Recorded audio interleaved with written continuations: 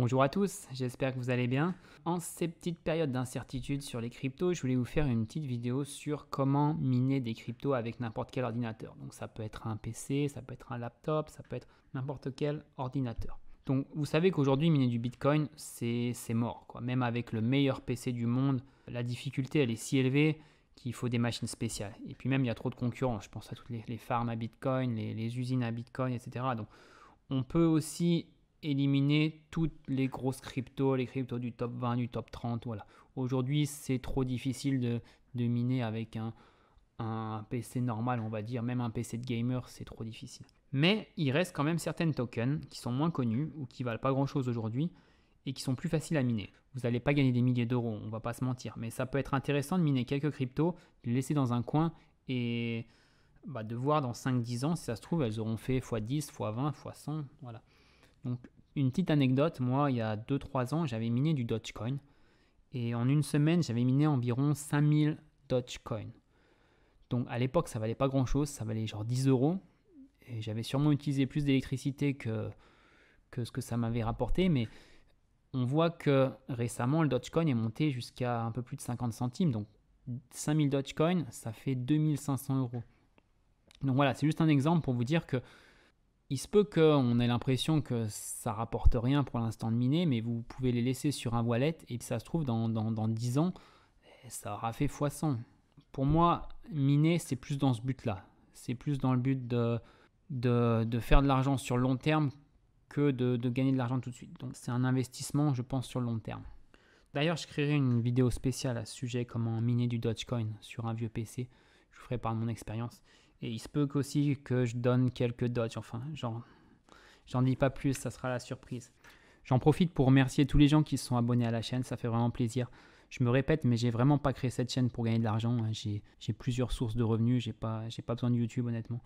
Donc voilà, c'est vraiment juste pour échanger, pour partager. Je vous demanderai jamais rien, si ce n'est un petit like. En tout cas, merci pour votre confiance. Et je continuerai à faire des vidéos quand j'ai quelque chose d'intéressant à dire, à partager. Voilà, je ne me force pas à sortir une vidéo tous les 2-3 jours. C'est vraiment quand j'ai quelque chose à dire, je fais ma vidéo. Bon, on retourne au minage. Donc aujourd'hui, je vais vous montrer une technique en utilisant le logiciel Unmineable, qui est un logiciel très simple à utiliser. Donc pour ça, on va aller sur le site internet. Alors vous voyez, on peut miner toutes ces cryptos. Donc il y en a qui sont très connus, d'autres un peu moins. Encore une fois, plus c'est une grosse crypto, plus c'est une crypto connue, plus ça sera difficile de la miner. Donc on va aller dans téléchargement, download, et on va télécharger directement le pack qui inclut tout pour miner, que ce soit sur processeur ou sur carte graphique. Alors pendant que ça télécharge, je vais juste vous rappeler deux petites choses. Donc vous minez à vos risques et périls, d'accord? Moi je vous conseille pas de miner, mais je vous fais voir, si jamais vous voulez miner, je vous fais voir comment on fait. Donc les deux petits dangers, on va dire, du minage, c'est que de 1, ça peut faire chauffer vos composants. Donc surtout processeur, carte graphique, suivant lequel vous utilisez, on va voir, on peut choisir, on peut miner avec le CPU, on peut miner avec la GPU, la carte graphique. Donc ça peut sur le long terme, on va dire, endommager votre ordinateur et réduire son espérance de vie, il faut le savoir. Et la deuxième chose, c'est qu'on va installer un logiciel de minage et en fait, souvent les logiciels comme ça, ils sont détectés par Windows et par les antivirus, ils sont détectés comme des virus. Donc on va devoir les accepter quand même, on va devoir faire des exceptions, mais ça peut toujours être dangereux, ça peut ouvrir quelques brèches, on va dire, sur votre ordinateur. Donc si vous utilisez par exemple un ordinateur professionnel avec des données sensibles ou avec tous vos comptes bancaires, etc., je ne vous conseille pas d'installer le mineur dessus. Plutôt installer sur un PC dont vous utilisez plus trop. Alors, on a vu un PC qui est dans un coin où il n'y a pas trop de données sensibles dessus. Voilà. Donc il faut savoir Unmineable, c'est un logiciel qui est quand même utilisé depuis très longtemps par énormément de personnes. Il n'y a pas vraiment de problème de piratage connu, etc. Mais voilà. Moi, je fais confiance en ce logiciel, je prends le risque. Après, à vous de juger, à vos risques et périls. Le téléchargement est fini. Donc Google Chrome l'a bloqué. Voilà, il l'a détecté comme virus. Donc on va faire CTRL-J, CTRL-J. Et là, on va mettre Keep Dangerous File. OK. Keep Anyway. Voilà. Donc ensuite... Donc là, on a aussi l'antivirus. Donc il se peut que votre antivirus le bloque, donc il va falloir créer une exception. Donc ensuite, je vais aller récupérer, je vais le copier, je vais faire un nouveau folder en fait. Je vais l'extraire dans un nouveau folder. Unmineable. Voilà. Je vais le mettre ici. On va l'extraire. Voilà, donc ensuite, on va l'ouvrir. Donc là, j'ouvre normalement. Je double-clique. Si jamais vous... Donc là, il est encore détecté. Voilà. Donc si jamais vous avez un problème par la suite, vous pouvez essayer de l'ouvrir, clic droit et mettre ouvrir en tant qu'administrateur. Mais bon, pour moi, ça marche juste en double-cliquant, en l'ouvrant normalement.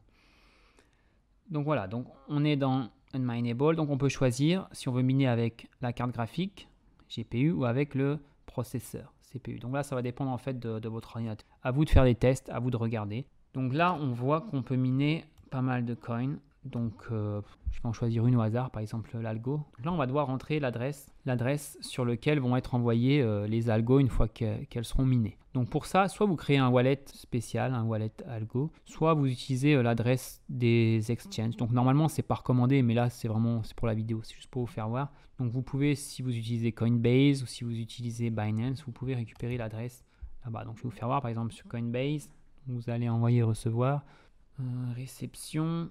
Voilà, et vous avez l'adresse. Alors vous allez changer algo, voilà, et vous allez copier l'adresse. Voilà, l'adresse est ici. Si vous utilisez Binance, vous pouvez aller dans Fiat, ok, vous cherchez algo, voilà, deposit, et là vous allez aussi avoir votre adresse. Vous pouvez utiliser cette adresse, voilà, si vous voulez l'envoyer sur Binance. Donc voilà, sur le long terme, si vous voulez miner, je vous conseillerais toujours de créer un wallet sur lequel vous avez vraiment le contrôle à 100%.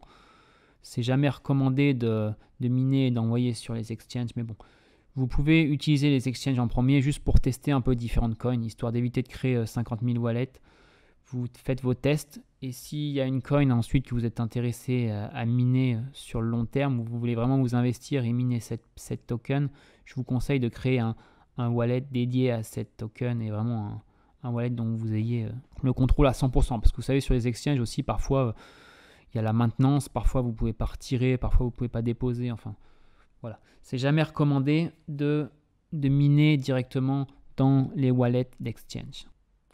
Voilà, ensuite vous copiez votre adresse, vous validez, là on attend, et voilà, on arrive ici. Donc là, c'est en train de calculer le hash rate, donc c'est en train de calculer la vitesse à laquelle vous allez miner. Donc moi j'utilise le processeur pour miner, donc ça va pas être très rapide. Ça doit être dans les 600 H, je pense. Mon PC en plus, c'est un PC normal, c'est pas un PC de gaming haut de gamme. Donc voilà, ça va pas être très rapide, mais c'est juste pour vous montrer un exemple. Voilà, 565, bon, voilà, c'est pas énorme. Ensuite, vous pouvez choisir, vous pouvez changer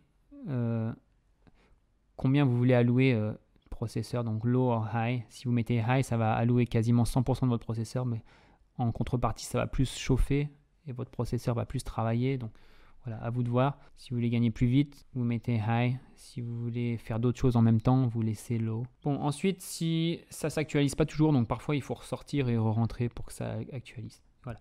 Et donc là, on a payout, donc 10 algos. Donc en fait, ça va vous payer une fois que vous aurez atteint 10 algos.